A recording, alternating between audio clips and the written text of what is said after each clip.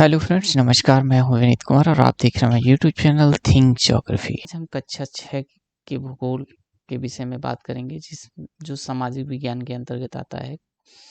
पृथ्वी और हमारा आवास इस बुक का नाम है। तो इसमें क्या चीज़ें हैं, एक एक करके इन्हें देखते हैं। सबसे पहले हम देखेंगे जो इसके चैप्टराइजेशन किए गए हैं। इसके देखिए, ये 8 जो है, ये जो हमारा भूगोल है, भूगोल को हम क्लास 6 के भूगोल को हम 8 भागों में विभाजित किए हुए हैं। पहला चैप्टर हमारा सौरमंडल में पृथ्वी, दूसरा है ग्लोब एवं अक्षांश देशांतर, तीसरा है पृथ्वी की गतियाँ, चौथा है मानचित्र और पांचवा है पृथ्वी की प्रमुख परिमंडल, छठा है पृथ्वी के प्रमुख स्थल रूप, सातवां है हमारा देश भारत। ठीक है, हमारे देश भारत के विषय में बात की गई है। तो इस तरह से ये सारी चीज़ें हैं। भारत, जलवायु, वनस्पति एवं वन्य प्राणी। तो 8 चैप्टर्स इसमें कुल हैं, 8 चैप्टर डिवाइड हैं। ठीक है, 8 चैप्टर दिए गए हैं और इन 8 चैप्टरों को हम 1 बाय 1 करके देखेंगे। साथ ही साथ जो चैप्टर्स में कुछ डिटेल से हम इनके पढ़ेंगे, व्याख्या करते रहेंगे। ठीक है, इनकी व्याख्या विस्तृत अर्थ पर भी करते रहेंगे, जिससे बेसिक के साथ साथ आप एडवांस लेवल की चीज़ें भी आप सीख सकें। ठीक है, तो ये चीज़ें आपके लिए महत्वपूर्ण होती हैं कि आप तो बेस तो होगा ही क्लियर यहाँ से, और बाकी चीज़ें जो है आपको एडवांस जो मिलेंगे, जहाँ से क्वेश्चन देखने को हमें मिलते हैं। तो चलिए शुरुआत करते हैं बिना लेट किए हुए। आज का जो हमारा टॉपिक्स होगा उसकी शुरुआत करेंगे। ये हमारा प्रीएम्बल्स है। प्रीएम्बल्स में भारत की संविधान उद्देशिका। हम भारत के लोग भारत को एक संपूर्ण प्रभुत्व संपन्न समाजवादी पंथ निरपेक्ष लोकतंत्रात्मक गणराज्य बनाने के लिए तथा उनके समस्त नागरिकों को सामाजिक आर्थिक राजनीतिक न्याय, विचार अभिव्यक्ति विश्वास धर्म और उपासना की स्वतंत्रता प्रतिष्ठा और अवसर की समता प्राप्त कराने के लिए तथा उन सब में व्यक्ति की गरिमा राष्ट्र की एकता और अखंडता सुनिश्चित करने वाली बंधुता बढ़ाने के लिए दृढ़ संकल्प होकर अपनी इस संविधान सभा में आज तारीख 26 नवंबर 1949 को एतद द्वारा इस संविधान को अंगीकृत अधिनियमित और आत्मार्पित करते हैं। ये हमारा प्रीएम्बल है और प्रीएम्बल्स में 2 संशोधन किए गए थे। पहला संविधान 42वां संविधान संशोधन 1900 जो है संशोधन किया गया था 42वां संविधान संशोधन के द्वारा संविधान में 1976 में किया गया, धारा 2 के तहत, जिसमें प्रभुत्व संपन्न लोकतंत्रात्मक गणराज्य की जगह जोड़ा गया था समाजवादी पंथ निरपेक्ष लोकतंत्रात्मक गणराज्य की बात की गई थी। संविधान में 42वां संविधान संशोधन के तहत ही 1946 में एक शब्द और जोड़ा गया, राष्ट्र की एकता की जगह पर राष्ट्र की एकता और अखंडता की बात की गई। तो ये तो रहा हमारा प्रीएम्बल। अब हम बात करते हैं मुख्य अपने मेन सब्जेक्ट पर, जो हमारा है पहला आज का चैप्टर, इसका नाम है सौरमंडल में पृथ्वी। यानी पृथ्वी सौरमंडल में कहाँ है, उसकी कितनी भूमिका है हमारे इस जीवन में, हम एक एक करके देखेंगे। तो सबसे पहले हम आपको ये बता दें कि यहाँ एक मैप दिया गया है। इसी मैप में हम समझ लेते हैं, जो ये फिगर्स दिया गया है, जैसे ये बनाया गया है, इसमें कुछ जैसे ये है सूर्य, और सूर्य के बाद देखिए यहाँ पर छोटा सा दिया गया है बुध, ये छोटा सा बुध, फिर दिया गया है शुक्र। ठीक है, ये छोटा सा शुक्र, उसके बाद दिया गया है पृथ्वी, फिर मंगल, फिर आपका मंगल के बाद होता है बृहस्पति, बृहस्पति के बाद होता है शनि, फिर होता है शनि के बाद अरुण, फिर होता है वरुण। ठीक है, तो इस तरीके से यहाँ पर इनके नाम दिए गए। बाकी एक प्लेटो को भी दिया गया है, जो बाद में इसे अब जो है ग्रह की संज्ञा से इसे हटा दिया गया है। तो इन्हें पढ़ते हैं हम, है ना, और समझते हैं कि क्या है एनसीईआरटी, हमें क्यों पढ़नी चाहिए। एनसीईआरटी मूलतः इसलिए पढ़नी चाहिए क्योंकि एनसीईआरटी बेस हमारा होता है। जब हम यदि यूपीएससी या जो यूपीसीएस है, यूपीएससी है जो, और यूपीपीसीएस या अदर्स जो एग्ज़ाम्स होते हैं, उन सभी में बेस जहाँ से भी पूछा जाता है, बेस में ये क्वेश्चंस हमारे लिए महत्वपूर्ण हो जाता है। ठीक है, तो इसके लिए हमें एनसीईआरटी ज़रूरी हो जाती है कि हम एनसीईआरटी पढ़ें। ठीक है, कई बार होता है कि फैक्ट बेस्ड क्वेश्चंस पूछे जाते हैं, तो हम एक एक करके इन चीज़ों को यहीं देखेंगे। जैसे कि यहाँ दिया गया है, सूर्यास्त के बाद आकाश में देखने पर हमें अच्छा लगता है। क्यों अच्छा लगता है? क्योंकि आसमान में पहले 1-2 दिन चमकते बिंदु दिखाई देते हैं, 1-2 बिंदु दिखाई देते हैं, लेकिन बाद में इनकी संख्या बढ़ती रहती है, आप इनकी गणना नहीं कर सकते। संपूर्ण आकाश छोटी-छोटी चमकदार वस्तुओं से भर जाता है, जिनमें से कुछ चमकीले होते हैं और कुछ धुंधले होते हैं। ऐसा प्रतीत होता है मानो आकाश में हीरे जड़े हों। इसमें टिमटिमाते हुए प्रतीत होते हैं, लेकिन अगर आपको ध्यान से देखेंगे तो आप पाएँगे इनमें से कुछ ही टिमटिमाते हैं और कुछ टिमटिमाते हुए नहीं दिखाई देते। जिसमें चंद्रमा हमारा समान चमकता है, लेकिन उसका अपना प्रकाश नहीं होता। चमकीली वस्तुओं के साथ-साथ आप लगभग प्रतिदिन चंद्रमा को भी देखते हैं। यह अलग समय-समय पर अलग-अलग आकार में होता है, जिसे हम 14 कलाएँ कहते हैं। चंद्रमा की 14 कलाएँ कहते हैं। आप पूर्ण चंद्र को लगभग 1 महीने में 1 बार देख सकते हैं। ये हमारा लाइन जो है, ये इम्पोर्टेंट है कि पूर्ण चंद्र जो होता है, कितने दिनों में होता है? तो 1 महीने में 1 बार पूर्ण चंद्र होता है। यह पूर्ण चंद्रमा वाली रात या पूर्णिमा को ही होती है। ठीक है? 15 दिन के बाद आप इसे नहीं देख सकते। यह नए चंद्रमा की रात्रि यानी अमावस्या होती है। क्यों? क्योंकि सूर्य की जो है लगातार हमारा मान लीजिए स्थित है और वो प्रकाश हमें देता है। लेकिन चंद्रमा और पृथ्वी हमारे जो है अ, सूर्य का चक्कर लगाते हैं, तो उनकी स्थिति बार-बार बदलती रहती है। जिसके कारण सूर्य की ही प्रकाश जो है परावर्तित होके बाद में चंद्रमा पर पड़ते हैं, और उसकी स्थिति जब बार-बार बदलती रहती है, तो वो हमें अ, आकार उनका छोटा दिखाई देता है। जो चमकीला भाग है वो हमें घटता-बढ़ता दिखाई देता है। आपको जानकर यह आश्चर्य नहीं होता कि हम दिन के समय चंद्रमा और इन सभी छोटी चमकीली वस्तुओं को नहीं देख पाते। ऐसा क्यों होता है? क्योंकि सूर्य आगे बताते हैं, क्योंकि सूर्य अत्यधिक तेज प्रकाश के कारण रात के समय चमकने वाली वस्तुओं को हम नहीं देख पाते। सूर्य, चंद्रमा वे सभी वस्तुएं जो रात में आसमान में चमकती हैं, एक खगोलीय पिंड कहलाती हैं। ये भी लाइन महत्वपूर्ण है। खगोलीय पिंड किसे कहते हैं? तो वे सभी वस्तुएं जो आसमान में हमें चमकती हुई दिखाई देती हैं,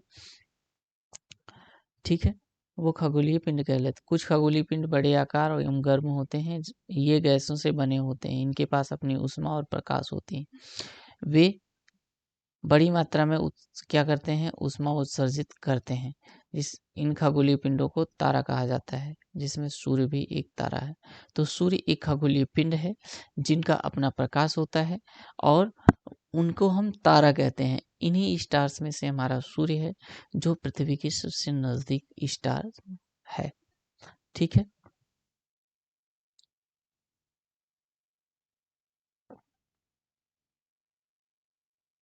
आगे बात करते हैं, रात के समय चमकने वाले अनगिनत तारे सूर्य के समान ही हैं, लेकिन ये हमसे बहुत अधिक दूरी होने के कारण हमें इनकी ऊष्मा और प्रकाश महसूस नहीं होती, तथा वे अत्यंत हमें छोटे दिखाई देते हैं। क्यों, कैसे छोटे दिखाई देते हैं? एक यहाँ पर एग्जाम्पल दिया गया है। आप इस बात पर ध्यान दिए होंगे कि अगर छोटी वस्तुएं अत्यधिक ऊंचाई पर उड़ रही हवाई जहाज जितना छोटा दिखाई देता है। जैसे इतना बड़ा जहाज होता है, लेकिन जब वो आसमान में उड़ता है, तो दूरी जैसे-जैसे बढ़ती है, वो उसके आकार में कमी हमें दिखाई देने लगती है। रात्रि में आसमान की ओर देखने पर आप तारों के विभिन्न समूहों द्वारा बनाई गई विभिन्न आकृतियों को देखते हैं। इन्हीं आकृतियों को हम नक्षत्र मंडल कहते हैं। अर्सा मेजर या बिग वियर इसी प्रकार का एक नक्षत्र मंडल है। बहुत आसानी से पहचानने में आ जाता है। सप्तऋषि 7 संत थे। उन 7 ऋषियों का एक समूह बताया गया कि 7 ऋषि थे। बाद में जब इनकी डेथ हुई, तो ये एक-एक करके आसमान में स्थिर हो गए, और हमें रात में ये दिखाई देते हैं। तो इनको सप्तऋषि नाम से हम जानते हैं। ठीक है? 7 तारों का समूह है, जो एक नक्षत्र अर्सा मेजर का क्या है? एक भाग है। प्राचीन समय में लोग दिशा निर्धारण करने के लिए जो है तारे, उत्तरी तारा यानी उत्तरी ध्रुव तारा की बात कर रहे हैं, से दिशा ज्ञात करते थे, जिसे हम ध्रुव तारा भी कहते हैं। यह आसमान में हमेशा एक ही स्थान पर रहता है। हम सप्तऋषि की सहायता से ध्रुव तारे की स्थिति को जान सकते हैं। आइए चित्र के माध्यम से समझते हैं। देखिए ये सारे हमारे क्या हैं, जो सप्तऋषि स्टार्स हैं ये हैं, और यहाँ हमारा ध्रुव तारा है। ध्रुव तारा सबसे चमकीला तारा होता है, सबसे चमकता हुआ। और ये जो हमारे सप्तऋषि हैं उनके बिल्कुल शीत पे अगर हम देखें तो हमारे शीत पे वो दिखाई देता है। इस समय में हम प्राचीन समय में उत्तर दिशा का ज्ञान इसी ध्रुव तारा के माध्यम से किया करते थे।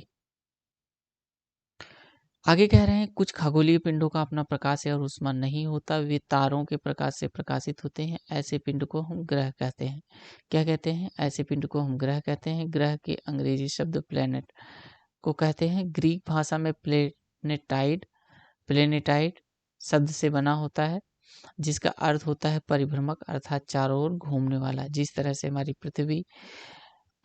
पृथ्वी के साथ साथ अन्य ग्रह भी हमारे सूर्य का चक्कर लगाते हैं, ठीक उसी तरह से अन्य उपग्रह भी जो है ग्रह का चक्कर लगाते। एक ग्रह है, कौन एक ग्रह है? पृथ्वी एक ग्रह है, वह भी क्या करता है? सूर्य का चक्कर लगाता है। यह अपना संपूर्ण प्रकाश एवं ऊष्मा सूर्य से प्राप्त करता है, जो पृथ्वी के सबसे नजदीक तारा है। पृथ्वी को बहुत अधिक दूरी जैसे चंद्रमा से देखने पर यह चंद्रमा की तरह चमकील प्रतीत होती है।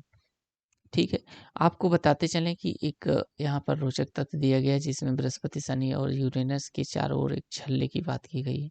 जी हाँ, कई बार पूछा जाता है कुछ क्या हमारे पास गैसीय ग्रह हैं, ठीक है, और कुछ जो हैं ठोस हैं, कुछ गैसों के रूप में हैं। तो हमारे पास जो बुध है, शुक्र है, पृथ्वी है और मंगल है, ये तो हमारे ठोस रूप में है। बाकी इसके बाद शनि, बृहस्पति, आरुण और वरुण, ये 4 ग्रह ऐसे हैं जो क्या हैं, जो गैसीय रूप में हैं। इन 3 ग्रहों में, जिसमें बृहस्पति, शनि और यूरेनस की बात की गई है, चारों ओर छल्ले पाए जाते हैं। पृथ्वी से इन छल्लों को शक्तिशाली दूरबीन की सहायता से ही देखा जा सकता है। नंगी आंखों से हम इन्हें नहीं देख सकते, क्योंकि ये बहुत बारीक से होते हैं और ये दिखाई नहीं देते हैं। आगे ये चित्र दिया गया है, कौन किसके बाद क्या है। एक बार इन पर नजर देते हैं तो सूर्य के सबसे नजदीक है बुध, फिर है हमारे पास शुक्र, फिर हमारे पास है पृथ्वी, उसके बाद मंगल और बृहस्पति के बीच, यहाँ बृहस्पति के बीच ये क्षुद्र पेटी पाई जाती है। बहुत बार पूछा जाता है कि क्षुद्र पेटी किन के बीच पाई जाती है, तो मंगल और बृहस्पति के बीच क्षुद्र जो है ग्रह पट्टी पाई जाती है। इसके बाद शनि है, शनि के बाद यूरेनस है, और सबसे दूर जो स्थित ग्रह है वो नेपच्यून है, जिसे हम वरुण के नाम से जानते हैं। चलिए इनकी डिटेल से चर्चा हम अभी करते हैं, पहले समझ लेते हैं कि क्या और चीज़ें हैं। यहाँ दिया गया है, आपको रोमन कहानियों में अगर आप पढ़ते हैं तो इसमें सोल देवता सूर्य को कहते थे, और सौर का शाब्दिक अर्थ सूर्य से संबंधित होता है, इसलिए सौर परिवार सौर मंडल का ही भाग होता है। सौर शब्द का उपयोग कुछ अधिक शब्दों के लिए भी किया जाता है। शब्द की उत्पत्ति, किसकी शब्द की उत्पत्ति ज्योग्राफी में हम पढ़ते हैं, जियोग्राफिया 2 शब्दों से मिलकर बना होता है, ठीक है। जियो शब्द जिसका अर्थ होता है पृथ्वी, और ग्राफिया का अर्थ होता है लिखना, यानी पृथ्वी के संबंध में जो कुछ भी जानकारी लिखी जाती है वो हम कहते हैं जियोग्राफिया कहते हैं। जियोलॉजिया पृथ्वी का अध्ययन, जियोमेट्रिया पृथ्वी का मापन, और जियो आइडियाज मतलब पृथ्वी के आकार के अनुरूप। इन सब चीज़ों की अलग अलग डिफिनेशंस दिए गए हैं।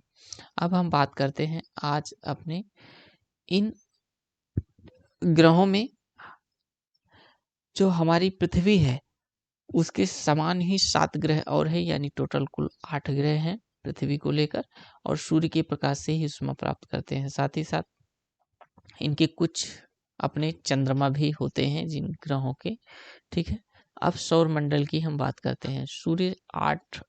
सूर्य है, उसके अलावा 8 ग्रह हैं, उपग्रह हैं, कुछ अन्य खगोलीय पिंड हैं जैसे क्षुद्र ग्रह, उल्कापिंड मिलकर सौरमंडल का निर्माण करते हैं।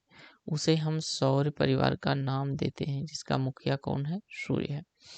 तो ये चीज हो गई। सूर्य क्या है? सूर्य सौरमंडल के केंद्र में स्थित है। यह बहुत बड़ा है एवं अत्यधिक गर्म गैसों से बना होता है। इसका खिंचाव बल इससे सौरमंडल को बांधे रखता है। सूर्य सौरमंडल के लिए प्रकाश ऊष्मा का एकमात्र स्रोत है। कई बार क्वेश्चन पूछा गया है, ये डिक्टो लाइन पूछी जाती है स्टेटमेंट में कि सूर्य सौरमंडल के लिए प्रकाश एवं ऊष्मा का एकमात्र स्रोत है, लेकिन हम इसकी अत्यधिक तेज ऊष्मा को महसूस नहीं करते, क्योंकि सबसे नजदीक का तारा होने के बावजूद हमसे बहुत दूर होने के कारण सूर्य तक ऊष्मा जो है, अधिक ऊष्मा नहीं आती है। ठीक है, अब बात करते हैं नेक्स्ट ग्रहों की। ग्रहों में हम ग्रह किसे कहते हैं? सौरमंडल के 8 ग्रह हैं। सूर्य से दूरी के अनुसार देखें तो सबसे पहले बुध है, शुक्र है, पृथ्वी है, मंगल है, शनि है, सॉरी, पृथ्वी और मंगल के बाद बृहस्पति, शनि, यूरेनस और नेपच्यून।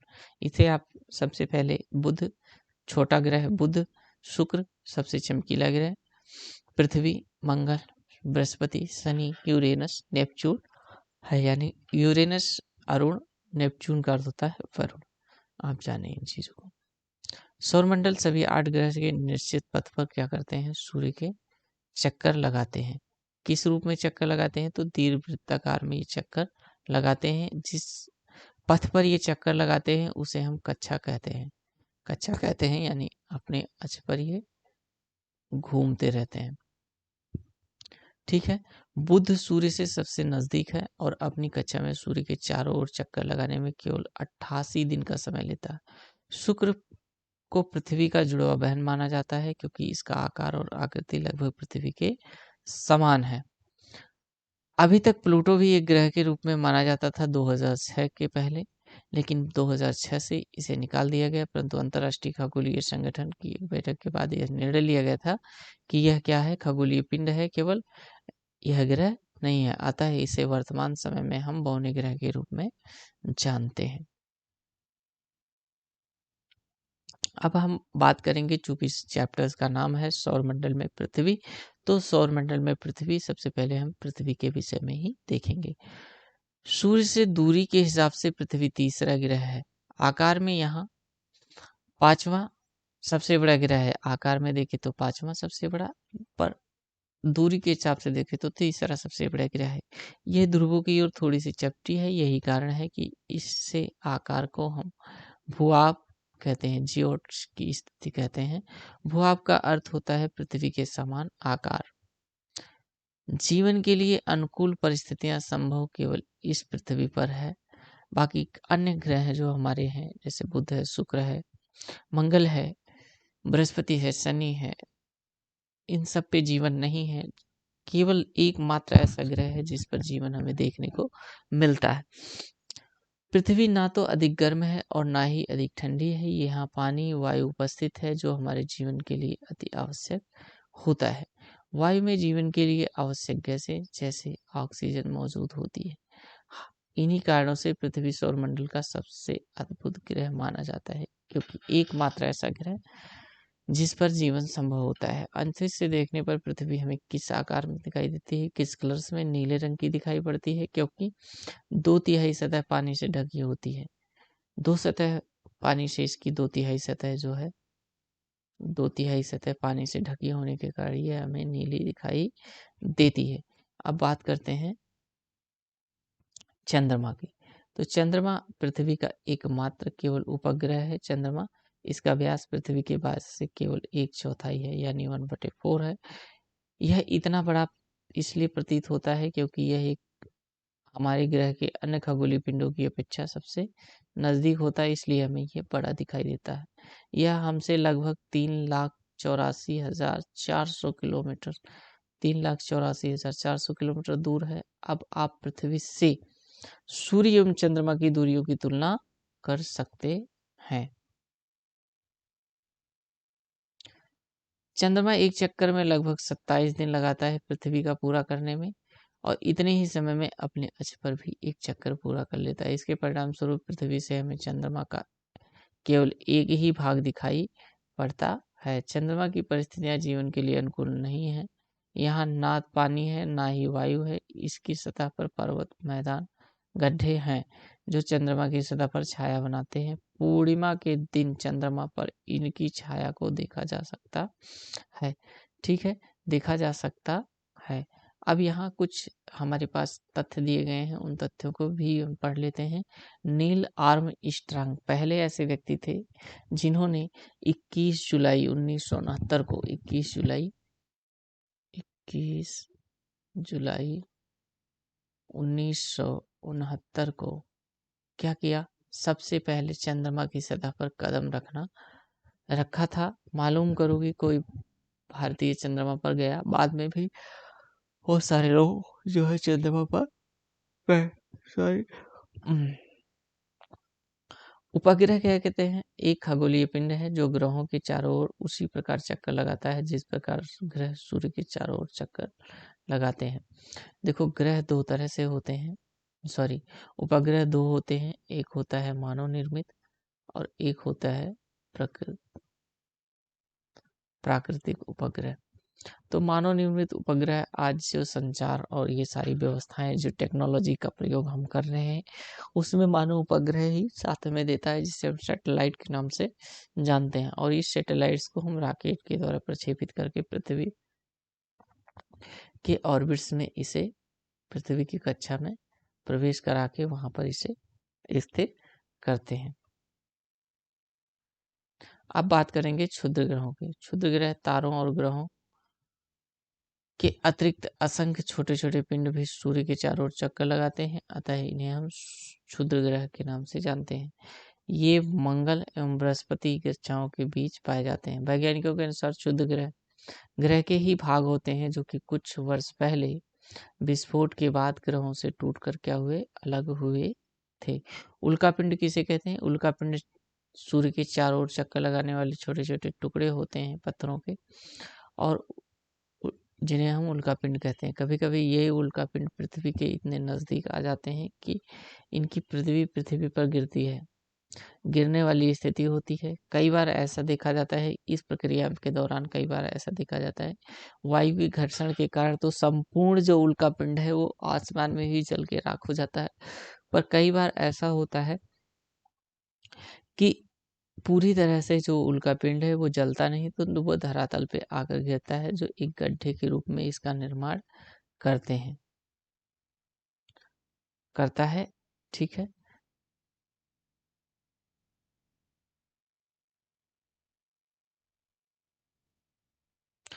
अब हम बात करेंगे, हमारे पास है, हम जब आसमान में देखते हैं तो हमें असंख्य तारों का एक समूह दिखाई देता है। असंख्य तारों के समूह को ही, जो लाखों तारे होते हैं, उन तारों के समूह को ही हम आकाशगंगा यानी मिल्की वे के नाम से जानते हैं। हमारा सौरमंडल भी एक मिल्की वे का ही एक भाग है, दुग्ध मेखला का एक भाग है। इसी तरह से हमारे इस ब्रह्मांड में असंख्य गैलेक्सीज पाई जाती हैं जिनका ज्ञान अभी हमें नहीं है। ठीक है, आगे देखते हैं। आकाशगंगाएं मिलकर किसका निर्माण करती हैं? बहुत सारी आकाशगंगाएं मिलकर ब्रह्मांड का निर्माण करती हैं। ब्रह्मांड की विशालता की कल्पना करना अत्यधिक कठिन है। वैज्ञानिक अभी भी इसके बारे में अधिक से अधिक जानकारी एकत्र करने में जुटे हुए हैं। इसके आकार के संबंध में हमें कोई जानकारी नहीं है, लेकिन फिर भी हम जानते हैं कि हम सभी इसी ब्रह्मांड के हिस्से हैं। ठीक है, तो सबसे बड़ा क्या है? ब्रह्मांड है, उसके बाद आकाशगंगा, फिर सौरमंडल, फिर पृथ्वी और उसके बाद हम हैं। अब यहाँ पर आज का हमारा जो प्रश्न है, इस टॉपिक से रिलेटेड ये प्रश्न दिए गए हैं। निम्नलिखित प्रश्नों के उत्तर हमें संक्षेप में देना है। ग्रह और तारों में क्या अंतर होता है? सौरमंडल में से आप क्या समझते हैं? सूर्य से उनकी दूरी के अनुसार सभी ग्रहों के नाम लिखने के लिए कहा है। पृथ्वी की अद्भुत ग्रह क्यों माना गया है? हम हमेशा चंद्रमा के एक ही स्थान भाग को क्यों देख पाते हैं? और ब्रह्मांड क्या है? ये तो हमारे लिखने के लिए शॉर्ट क्वेश्चंस हैं, आप जरूर लिखें इन्हें। आगे हम बात प्रश्न उत्तर की करते हैं किस ग्रह को पृथ्वी की जुड़वा ग्रह के नाम से जानते हैं? जुड़वा बहन सेवंस जो हमारे हैं, इसमें हम शुक्र को जानते हैं। सूर्य की तीसरा सबसे नजदीक ग्रह कौन है? पृथ्वी है। फिर नेक्स्ट है सभी ग्रह सूर्य के चारों ओर किस प्रकार के पथ पर चक्कर लगाते हैं? तो ये दीर्घवृत्ताकार में सभी जो है चक्कर लगाते हैं। ध्रुव तारे की किस दिशा का ज्ञान होता है? ध्रुव तारे से हमें उत्तर दिशा का ज्ञान होता है। क्षुद्र ग्रह किन कक्षाओं के बीच पाए जाते हैं? क्षुद्र ग्रह मंगल और बृहस्पति कक्षाओं के बीच पाए जाते हैं। तो ये थे इनके महत्वपूर्ण जो हमारे क्वेश्चंस थे। अब हम थोड़ा सा डिटेल से पढ़ेंगे, लेकिन उन डिटेल्स में हम केवल देखेंगे कि हमारे पास जो सौरमंडल है, क्षुद्र ग्रह है, जैसे अभी हमने बताया था कि ये मंगल है और इधर बृहस्पति है, तो इनमें एक पट्टी के रूप में इस तरह से बहुत सारे जो क्षुद्र ग्रह हैं उनको हम नक्षत्र पेटी के नाम से जानते हैं।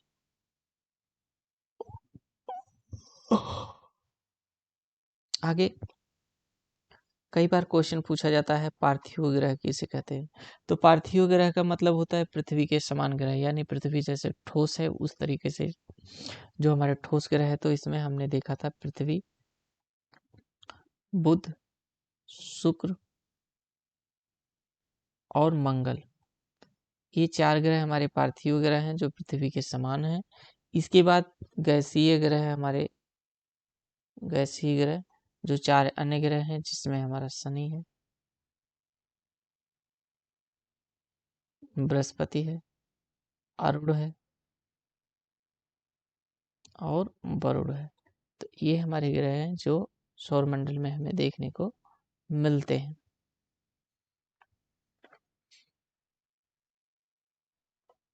अभी दूरी के अनुसार हमने देखा कि सबसे दूर जो है वरुण है, सबसे दूर ग्रह स्थित वरुण है। बाकी इनकी चर्चा हम डिटेल से, ये तो बेसिक कॉन्सेप्ट था जिसे हम समझ गए, डिटेल से हम चर्चा वीडियोज में नेक्स्ट वीडियो में करेंगे।